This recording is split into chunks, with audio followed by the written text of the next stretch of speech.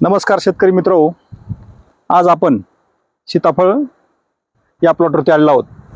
तर या ठिकाणी खूप चांगल्या पद्धतीने सेटिंग होत आहे। ही पाहतोय कळ्या। तर या ठिकाणी जर पाहिलं तर पहा, या ठिकाणी हार्वेस्टिंग मागभाग झाल्यानंतर रेस्टिंग पिढ्यापासून आपण या ठिकाणी काम केलेलं आहे आणि अशा या ठिकाणी कळी निघत आहे। तर या ठिकाणी जर पाहिलं तर इकडे मेजर साहेब, या ठिकाणी जर बघितलं तर ही कळी अशी सेटिंग होती।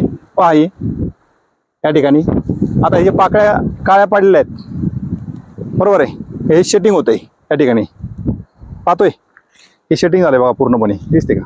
हो असं। तर शेतकरी मित्रांनो, केरन टेक्नॉलॉजी साथ घेऊन आपण अशा पद्धतीची कळी काढू शकताय।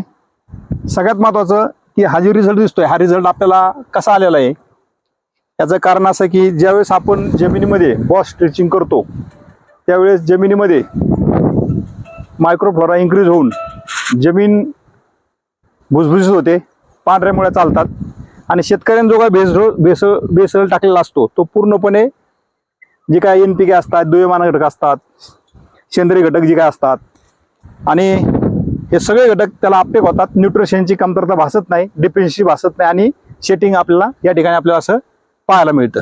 तर त्यानंतर सगळ्यात महत्त्वाचं जर आपण बघितलं तर माती जर उकरून पाहिली आपण या ठिकाणी, तर पहा या ठिकाणी हवा हे असं जर पाहिलं तर असे या ठिकाणी पाहताय पांढरी मुळी, पहा ही जी पांढरी मुळी, ही पांढरी मुळी पहा अशी, आणि असे या ठिकाणी छोटे छोटे गांडूळ पण तयार झाले बघा, हे पाहायला मिळतं आपल्याला। असे पाहताय मित्र साहेब, आहे ना बघा हे असे गांडूळ पण या ठिकाणी तयार झालेले आहेत। तर या ठिकाणी सर्व शेतकऱ्यांना माझी विनंती आहे की प्रत्येकाने आपापल्या भागात जे काही केरन मार्गदर्शक असतील त्या ठिकाणी जाणे आणि केरनची साथ घेऊन आपली ही बागेचं सेटिंग करून घेऊ शकता।